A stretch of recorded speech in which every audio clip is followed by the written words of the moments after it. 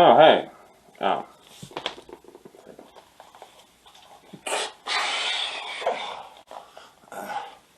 Hey there. It's your old pal, King Waspinator here. Now let's just imagine for a second that there's some sort of, speaking totally hypothetically here of course, some sort of global contagion sweeping the world, forcing everyone to have to stay indoors, whether or not they had to go to work or not. And that you're into a hobby such as tabletop gaming, and suddenly you find yourself no longer able to bring your player group over, be able to have your weekly sessions. Maybe this global pandemic drags on so long that you find yourself not even sure if you're even going to be able to pick up where you left off on the game that you were running. What are you, as a DM, going to be doing with your time? Well, my suggestion is to work a little bit on your adventure writing craft. And so here, just to kill some time for myself and to help any new, younger DMs or even more experienced DMs who are just looking for someone else's point of view on how to design adventures and campaign settings. So I'm just going to do a quick run through on my basic philosophy of adventure design and setting design. Right off the bat, we're doing this for Dungeons and Dragons. All that I'm going to be referencing, and all you really need to be referencing in order to be able to create a completely fine-tuned, interesting, unique, and personally tailored setting is just the things to be found in the basic 3 core D&D books. Mordenkainen's Tome of Foes, Volo's Guide to Monsters, they're all well and good and offer interesting, additions to player races and monsters and whatnot to face. And there seems to be kind of just a general philosophy in D&D of always just wanting to add more options, more creatures to fight, more things for people to play. And I think that's kind of a bit of a mistake when it comes to when you're designing your own homebrew campaign setting. To me, I think the key to creating a personally tailored setting and adventure is to just go through the basic book and strip a bunch of stuff out of it. Things that are just no longer in the setting or never in the setting for the get-go. So, hopefully I'm not going to meander too much. I got some notes to kind of help keep my thoughts structured here and to get through all the basic points. What I'm going to lay out is the most important adventure that any dungeon master, game master, regardless of the setting, the most important adventure of all is the introductory adventure. It's the adventure that gets all your players together, gets their characters up and running, gives them all their initial motivations as to why they're together and why they're on a mission, and should provide plenty of plot hooks and hints and foreshadowing and clues that will lead those players, after they've completed the first adventure, to be able to go all the way around the little world that you're building as you go along and have months upon months of fun adventure possibilities. The key is how you use the creatures, not the number of creatures and the variety of creatures that you have. And so, step 1. You need to go through your copy of the Monster Manual. Just on your own time. You don't have to read every last single page. You just need to kind of thumb through the whole thing, take some notes, and you're going to want to determine the basic general presence, history, and the ultimate fate for several large categories of monsters and creatures and NPCs to be found in the Monster Manual. You want to know what the general state of the natural beasts are, and for the specific area that you're going to be setting your starting adventure in, you want to have a general sense of what kind of ecology is there. So you want to know what kind of animals, flora, and fauna that the players might be encountering, both in terms of natural livestock, peaceful critters that they're not likely to get into a fight with, but might still have some need to interact with. You want to know if there's squirrels in the forest that the characters are in. It's not that the characters are going to do battle with the squirrels, but the druid player character might be able to communicate with the squirrels, so you want to know that they're there and what they might be aware of, all that kind of stuff. Next up, you want to get a general sense of what sort of humanoids and civilized beasts are in your world, which ones you want to keep in, and which ones you're just going to ignore. They're either not in this area or they just don't exist in this setting at all. You want to determine what kind of extraplanar beings. These include your angels, your yugalos, devils, demons, all that kind of stuff. How much influence and presence they have in your setting. This could also influence whether or not you want to include certain player character races, such as Genasi, Tieflings, and Aasimar. You want to decide what sort of creatures of myth and legend are to be found. My thing about stripping stuff out of the monster manual isn't to say that the setting never had these things. It's just that maybe sphinxes and the cyclops and other like real strong mythological type beings, unicorns, all that kind of stuff, maybe they are part of the history of the world, but they haven't been seen in centuries. Similarly, you can treat most of these kind of general broad categories the same. When you get down to the Fae folk are next. Your various types of mystical fairy folk creatures, your Spriggans, satyrs, nymphs, harpies, all that kind of stuff. How much of a presence are they going to have in your setting, if any at all? How much are the undead a menace? Is it a case where, like, anytime the player characters, kill a bandit on the road and they neglect to bury the body, is that bandit going to raise from the dead because the world that this is in is real close to the Shadowfell? Or is the undead only something that appears when you have a specifically dedicated necromancer type wizard or other sort of entity or being that specifically raises and controls the undead? Is that the only occasions where you see the undead pop up? Are they uncommon or common? How close is this world to the lands of the dead? Of a personal side note, the thing about having it a setting where if the player characters neglect to bury the victims of the people that they felled in combat, having them come back as undead creatures or spirits that haunt them, is a good way to curb your players from developing murder hobo tendencies. Just a note. Similarly, you want to determine if dragons are around, and if they are, what role they play in the setting. Are they all over the place like they are in Faerun? Are they extremely rare? Do they live out in the wilderness, completely uncivilized, only caring themselves about dragon business? Or are they integrated into the setting itself, where they can actually hold positions of power and administration within the civilizations? These sorts of things need to be thought out. And a similar category, giants. All the same questions that I just asked about dragons, apply all that same matrix of thought to giants. Are they commonplace or are they rare? Are they the stuff of legends, only rarely ever seen if you travel to some odd extreme environment in the setting? Or are hill giants used as common labor in the big cities? That kind of stuff. And also, you want to determine the state of your Underdark and Underdark-themed creatures. Is there any presence for Duergar and Lithids and Myconids and all that kind of stuff? How much do you want the Underdark to actually relate to anything going on with your surface-level campaign? Or do you want this to lean heavy into the Underdark stuff? Go ahead and just get a big, broad stroke idea in your head and take some basic notes for ideas you have as you go through the book, for how these major subcategories of creatures all relate to the setting that you're coming up with. Step 2, limit your player character options. Do not give them access to every race. In fact, chop the races down. Don't necessarily give them access to every last single character class. Limiting some character classes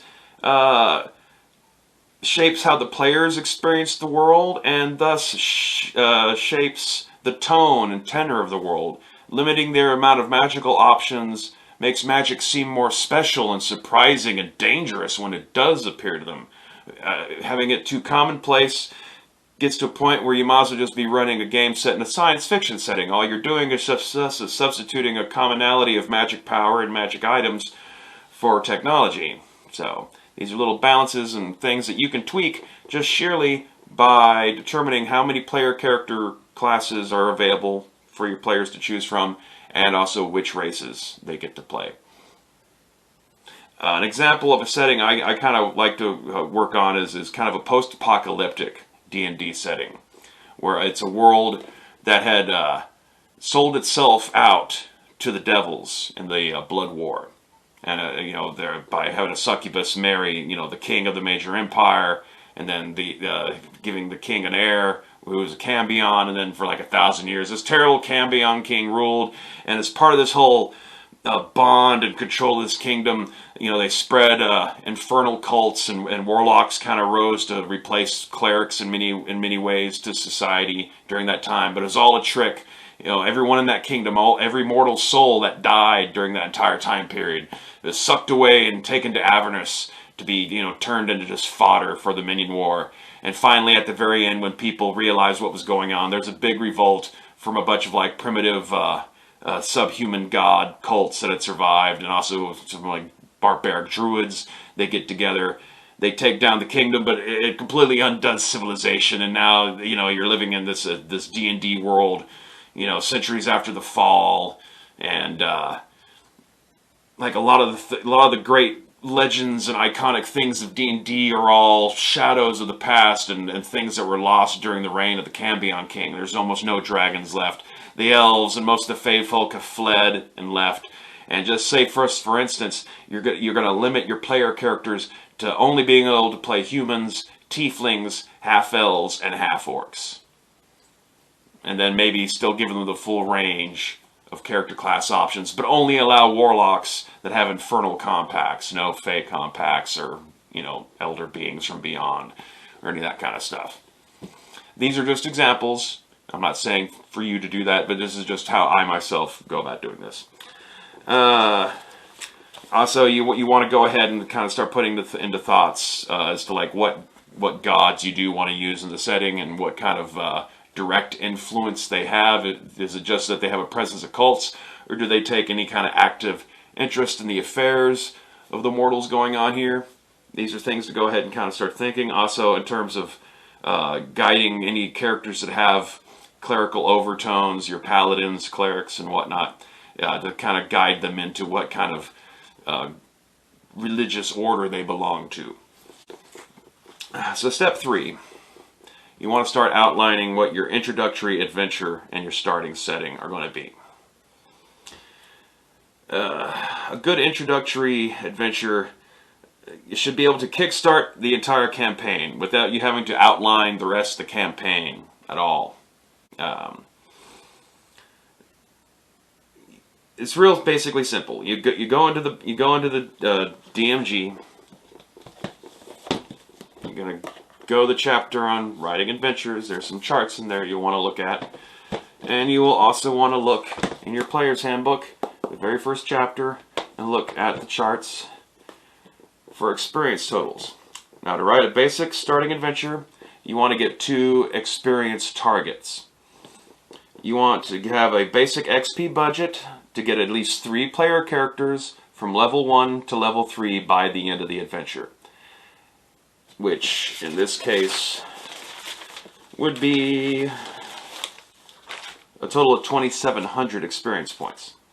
Now then, you also want to get a secondary budget. You want to figure out how much experience it would take to get 5 player characters to level 3. And then you subtract that from, you subtract your first XP budget from that second XP budget to get a backup budget, a bonus budget. The idea is you write an adventure outline, you already have it all ready to go, so that as soon as you get some players in and you have their characters rolled up, you can go ahead and start running the thing. You design it for a minimum of 3 people and have it all mapped out and designed for 3 people. But then on the side, you have a few extra things, like some extra random encounters, or maybe some extra NPCs to beef up a few of the basic main encounters for the story, in case you have a larger player group, so that you can add the amount of experience and add to the challenge. Or you can just allow them, a larger player character group, to just blow through the basic model of the story. They're just not going to level up nearly as much. They might all barely make it to level 2 instead of all make it to level 3, which is fine. The longer you as a DM can stretch out the early parts of the game, the better. Because in truth, well, maybe not in truth, but in my opinion, the most fun adventuring to be had in D&D is with the lower level player characters. The stakes are a lot higher because they feel death is just one sword stroke away almost at any moment, because they have the lower hit points, and it makes success and victory taste all the sweeter because it's more of a challenge to get to it, because they're not as great at everything as they will be at later levels. So the longer you can stretch out getting to the higher levels, the better. Low level adventuring is good. It's good to do the grind. So anyway though, so just for the basic adventure, you want to have an XP budget of 2,700. Now right off the bat, you're going to need a boss and a sub-boss, in all likelihood. Some little variations, but these is just kind of a generic outline I'm trying to go through here. Your boss should be a challenge rating 3 creature or NPC, and your sub-boss should be a challenge rating 2. Combined, that is, what, 1,150 experience points. So you subtract that from your 2,700, so that gives you a XP budget to play with of 1,550 to design your encounters. You're going to want to use 50% of that 1,550 to sink into various critters, NPCs, support beasts that all directly tie to your main boss, sub-boss, villain. You want to use 25% of that 1,550 for setting up random encounters for when characters are traveling from the starting location to the adventure location. And another 25% of that XP you want to set aside to create secondary location encounters. While they're exploring the main area of the adventure, there should be a few little side locations that don't directly tie to the main plot, but might have some sort of setting flavor type encounter, namely local flora and fauna, or any kind of strange monsters, beasts. Not all encounters have to be necessarily enemies, and I'll get to that when I get to how you put together random encounters in particular. But secondary location encounters can also be used the same way. Sometimes they could be, meeting a creature NPC that's helpful and not necessarily something that's to attack.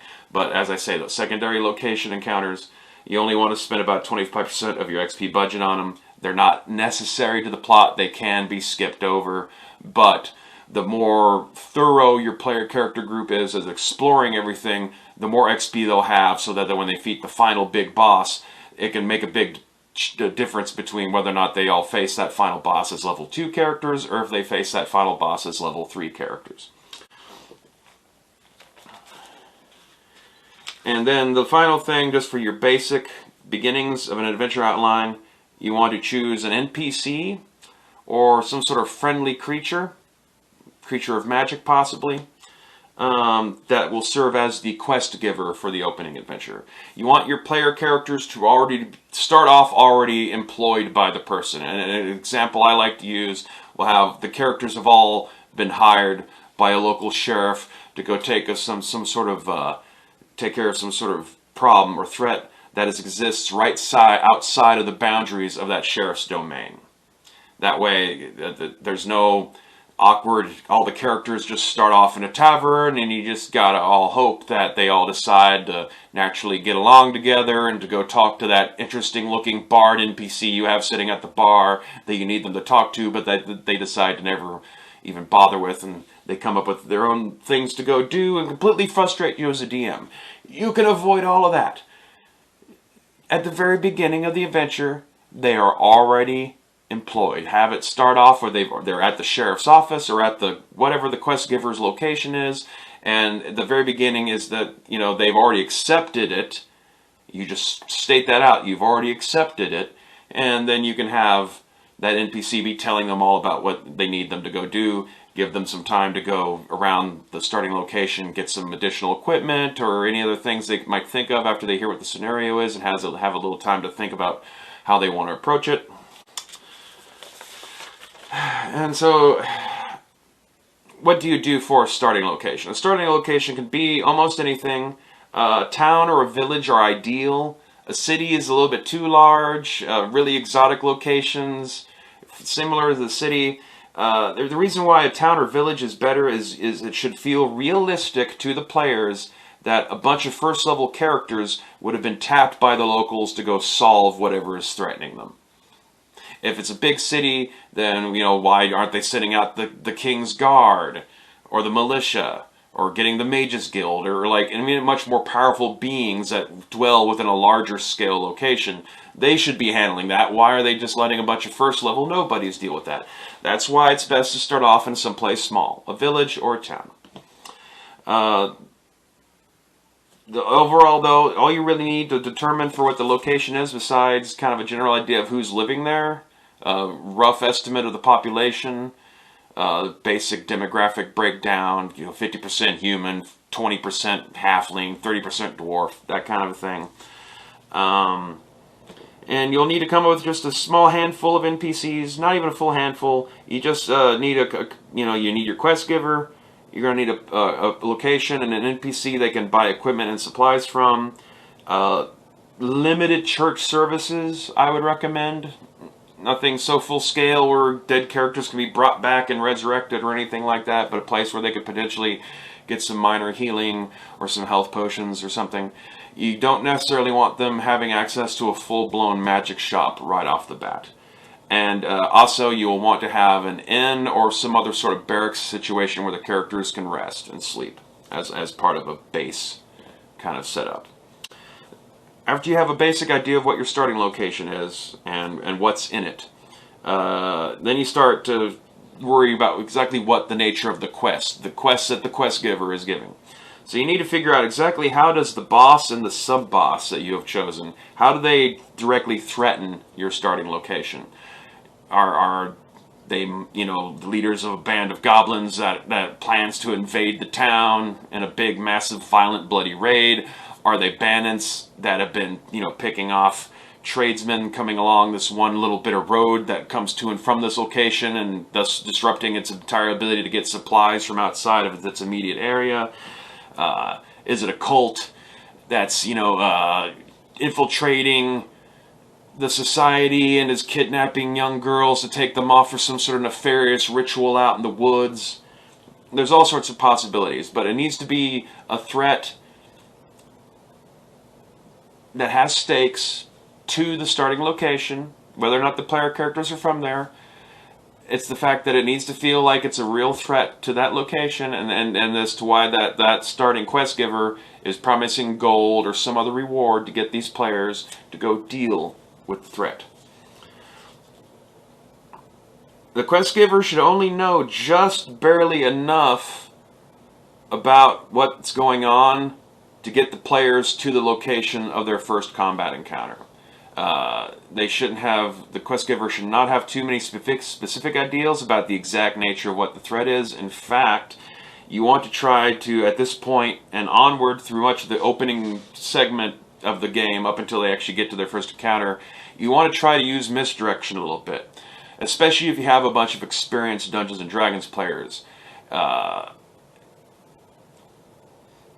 You want to figure out what their expectations are, and you want to find ways not to just full-on subvert them for the sake of subverting them, but you want to be able to keep people on their toes. So you want to be able to pull the rug out from under their expectations a little bit as possible.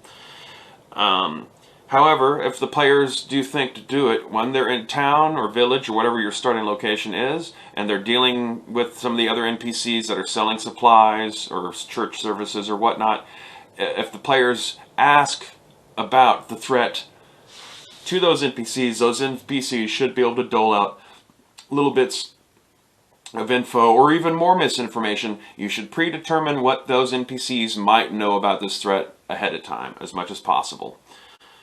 And like I said, yeah, thwart expectations. You're setting them up to think, okay, we're going to go to this, you know, roadside bridge right on the outskirts of the county, and we're going to face some bandits. But when they get there, they find out that the bandits are actually some cultists and that are controlling a bunch of like poor peasant villagers that they've kidnapped from a nearby village. And so the player characters immediately run in, and then you can start kind of testing them with how you design this opening encounter and what they're facing. You want to test their morality, which doesn't seem on the surface like a big deal, but will have a huge effect on how you write your campaign going forward after the first adventure is over.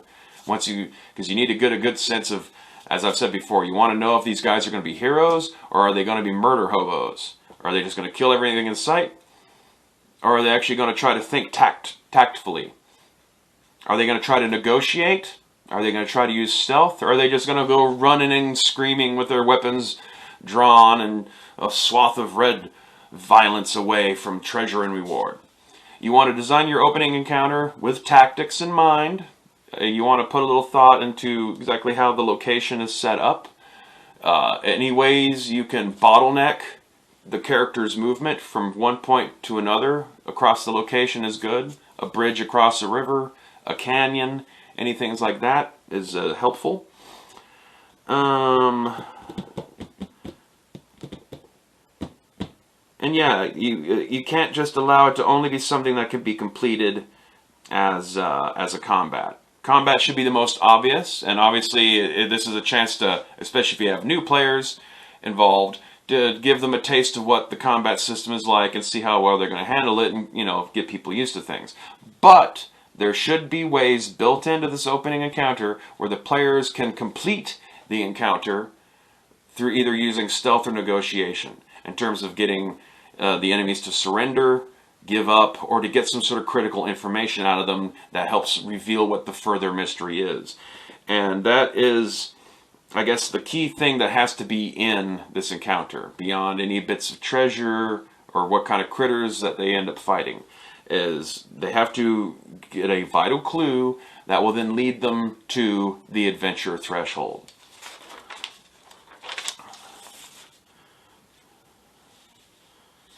Oh, and the first encounter, I would say you should only have it anywhere between 15 to 25 miles away from your starting location.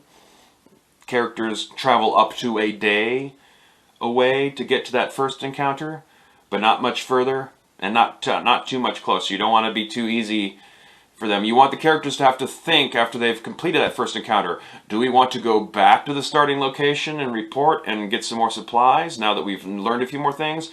Or do we want to go further on to the actual adventure setting without returning back to the starting location first? And in order to be able to get them to have to make that decision, they need to be about roughly a day's march away from where they started off from, because that way it actually means something in terms of the amount of time they have to sink into going back or not. So your adventure setting is another area adjacent to your starting location. You want it roughly 20 to 50 miles beyond where the first encounter was. So it's roughly 2 to 3 days march away from the starting location in total. And that area should probably be no more than 15 to 10, between 5 to 10 miles across in total area. It could be a little dark patch of forest, some hills with some ruins in it, an ancient elven city, any sort of like larger location that has some sort of defined boundary to it, that the characters can learn that the threat, the penultimate threat that they have to deal with to put an end to this crisis that's facing their starting location and the quest giver. And within that area, there should be sub-locations. Now, the adventure threshold is the encounter they have as they reach the borders of this area and enter it.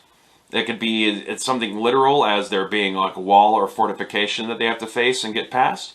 It could be running into a team of bandits coming down out of the hills, heading back down to the road to go find out why the bandits that were at the bridge never reported. There could be a lot of different ways you can play it, but the characters, the NPCs, the monsters that they face should be part of the tree of creatures that are directly related to the boss and the sub-boss. And at the adventure threshold encounter, they should also, get more specifics about where they need to go specifically within the boundaries of the adventure setting to be able to find the final boss. Beyond that, you're going to need several sub-locations within your adventure setting. You can divide them into two groups. You got your primary locations and your secondary locations. Your secondary locations are, as I talked about before, these are kind of side encounters that do not directly relate to the actual plot, but they are places within your general adventure area that can be explored and has something there to find and confront. But you're going to need a few actual primary locations. Beyond your adventure threshold, which like I said is whatever border encounter the characters have as they enter the adventure region. You're also going to need a gathering spot, which will be some sort of central public arena of sorts, where the forces that follow the boss character or the sub-boss character would typically gather and have meetings. It could be a place where prisoners are being held. It could be a church. It could be, like a big bonfire where goblins, like to have a party that's down below from the little goblin fortress. There's a couple different ways you can play what your gathering spot is. But it's a place for the characters to have their first meeting with the bad guys. Their first encounter, take out whatever it was, easy peasy Japanesey, head on down the road.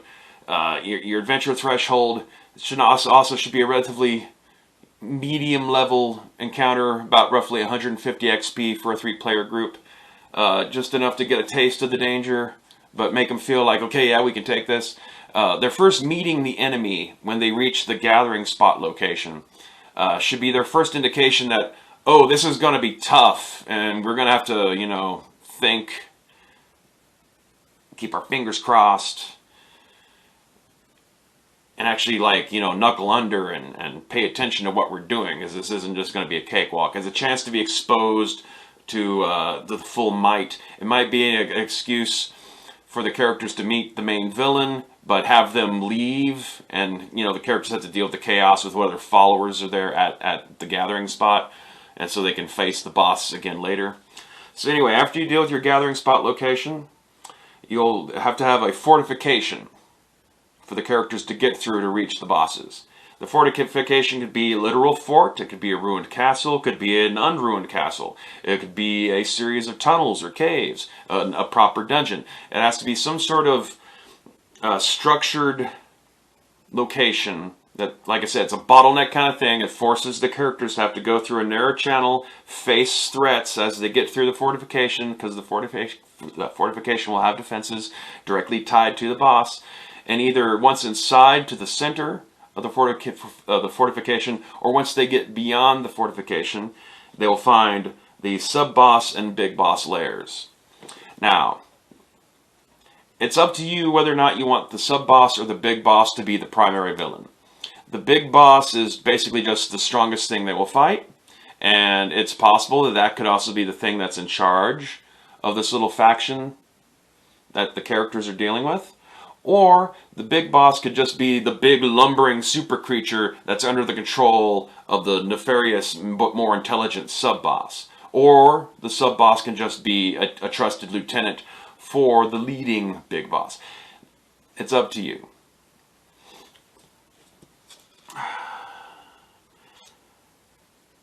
Optionally, within your adventure setting, you might also want to set up some sort of resupply location, depending on how the players seem to be handling their equipment. Are they running low on arrows? Are they going to need more health potions? Did no one think to bring any rope? And oh my god, we're going to need some rope. There should be something there in that forest or hill valley or whatever it is. Some friendly NPC monster, someone, an old hermit, somebody who might be able to help them out. Or maybe just coming across a supply cache of goblin materials that's left unguarded and like, oh, we can grab some stuff we need from here.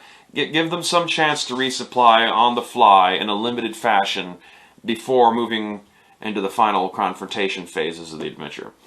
And generally, I'd say you want about 1d4+1 additional secondary locations to pepper around your area. So, anything else off these first 2 pages of notes I didn't go over? All that. For random encounters is a fun little thing you can do with your players to help optionally get them more experience, but kind of leave it a little bit danger of chance. Maybe they don't even have an encounter.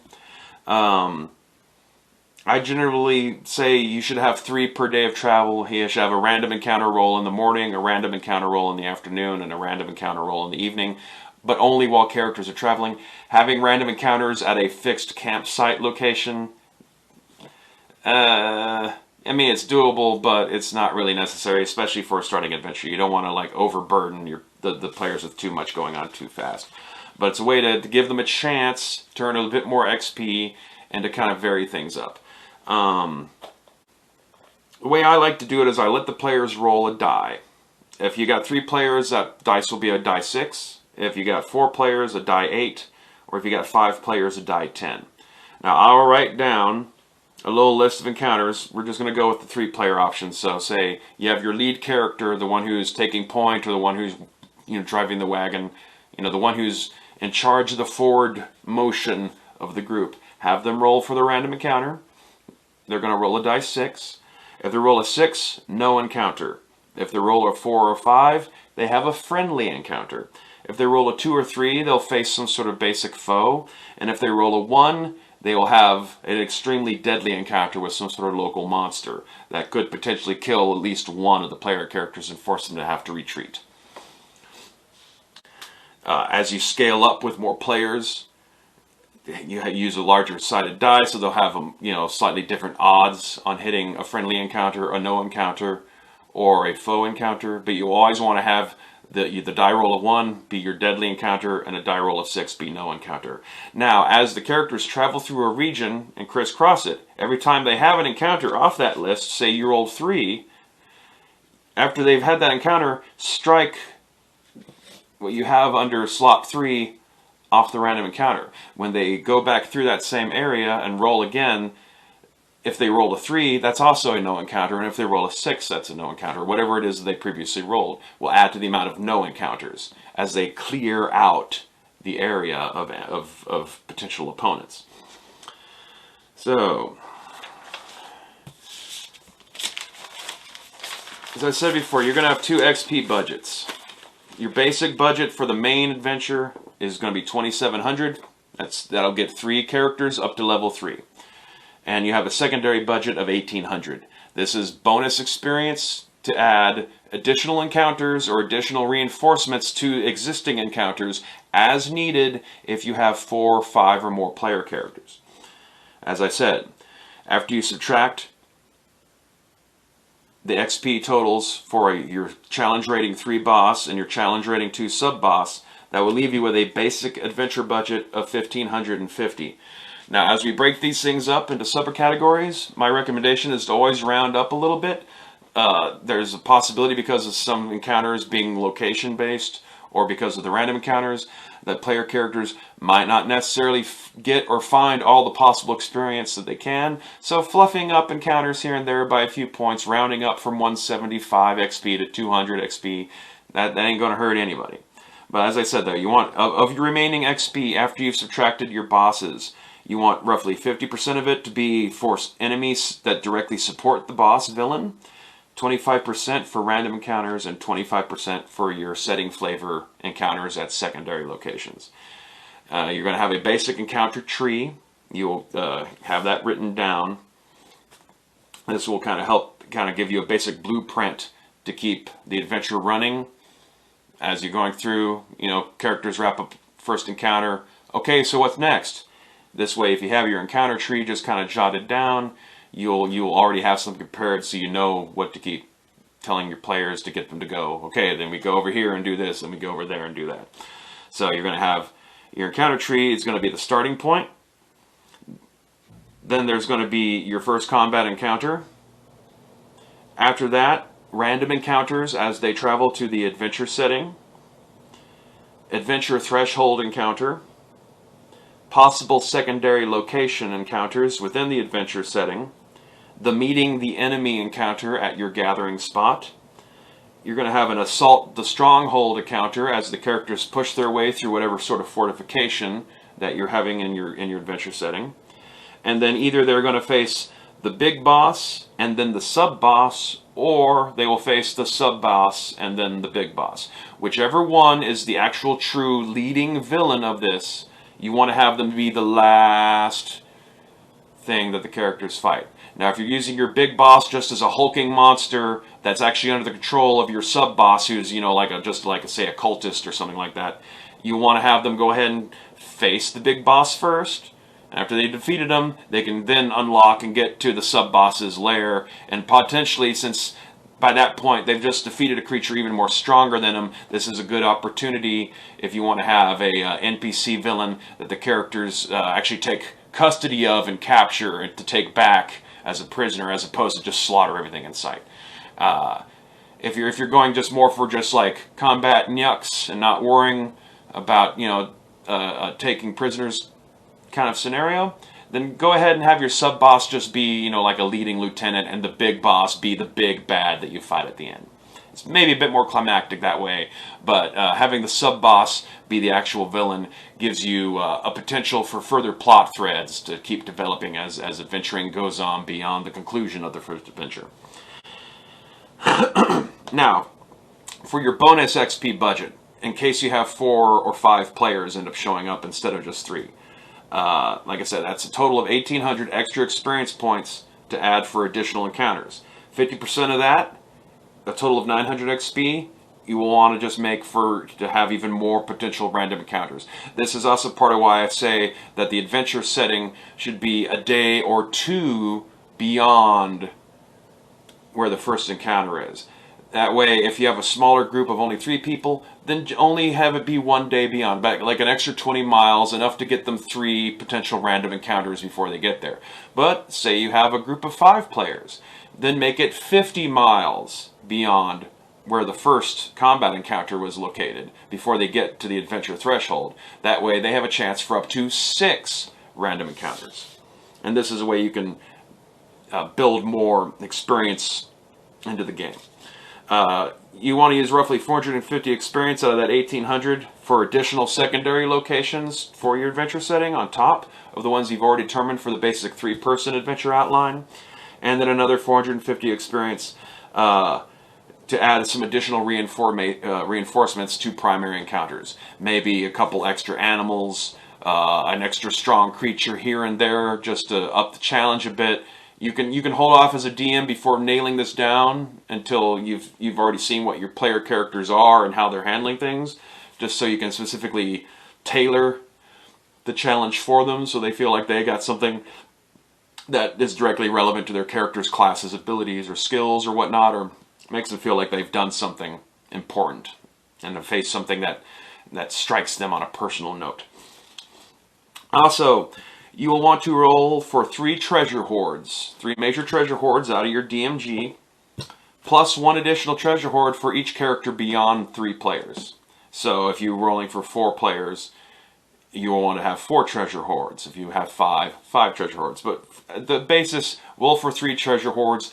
Go ahead and add up all the gold and silver coins and copper coins together, and go ahead and determine what all the magic items are, and then also add an additional 1d4 basic healing potions. You will want to figure out a couple points, locations or encounters where characters will find an actual chunk of treasure hoard and not just randomly generated personal treasure that they might find searching bodies. My recommendation would be potentially have a small treasure hoard at the very first encounter, maybe also including 1 magic item, but magic items shouldn't be included in the hoard. Magic items, aside from healing potions, should be found in the possession of the foes the characters defeat. That way, once they defeat this bandit that was giving them a hard time, they get to have that magic sword that the bandit himself was using against them. So it's a more personalized kind of reward, and it's not just something they found in a box. But that way you're not unbalancing it by adding even more magic items on top to the ones that are randomly generated. Go ahead and randomly generate your magic items, but distribute them to specific NPCs that the characters will face as they go along. For any additional magic items that are generated from hoards that were added to the basic 3 hoards from having more players, you might want to put those magic items into some of the secondary locations, so they count as magic items that are not guaranteed to be found in the course of the adventure. And you want to have your largest pile of treasure with your final fight. You'll want to have some sort of treasure hold potentially to be found within the fortification area, and then you'll want to have a really minor treasure reward at the very first combat encounter. And as I said, for characters that they're rummaging pockets of fallen people, in those cases you can run through the small personal hoard chart that's in your DMG. And for the most part, that's about it. Just to reinforce just a few story tips. As I say, early misdirection is good if you want to pull the rug out of your players' expectations. You want to tell them that they're facing goblins. It turns out they're not actually facing goblins, or that the goblins are actually good guys and they're being forced to do this by something else. You're telling them that they're going to go investigate a cult. There's some other twist there. You want to make sure there's some sort of basic twist. Not something that's a totally outright lie, but something that sets what they thought was going on its ear, that reveals what the actual greater true threat is. You'll want to test the player's morality in terms of how they deal with the fallen bodies, how they deal with taking treasure from the dead, how they deal with any potential civilian hostages or prisoners that they encounter, people who are being forced to do things as opposed to people who are willingly committing acts of evil. These are all little things you can do just to kind of get a feel for what kind of moral character your players are bringing to the game. You should choose 3 challenge rating 8 to 10 level villains that will lurk elsewhere in the larger setting around what you've already built so far with your starting location and your first adventure setting. You want to pepper some basic clues, hints, and a little foreshadowing throughout the first adventure encounters, or anything that the characters learn about the setting or history, the hint at the existence that there are these larger threats somewhere out there. And just leave it up to the players to pick up on these things and decide on their own to want to investigate them later. These are ways to plant hooks for your mid-tier epic campaign, villains and goals for the characters to then go investigate and find out and unravel.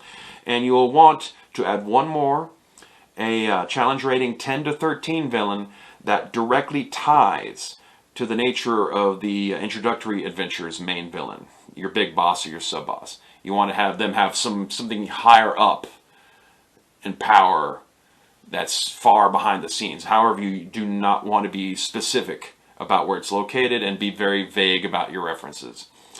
And beyond that, then you can start thinking a little bit about the bigger picture of the setting. You have your basic starting location, a little town or a village. You got your little adventure setting, a little bit of wilderness for the characters to explore. What's beyond that? You get a piece of paper out. You can just use regular note paper, or you can get some proper graph paper, or you can get a big old erase board like I have right here. So what you're going to want to do is in the center of your map,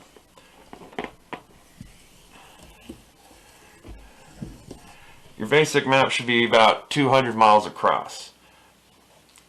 So that roughly takes a little over a week for player characters to travel on foot from one end of the map all the way to the other. That's more than enough of a starting zone for characters between levels 1 to 5 at the barest minimum to have plenty of things to do with.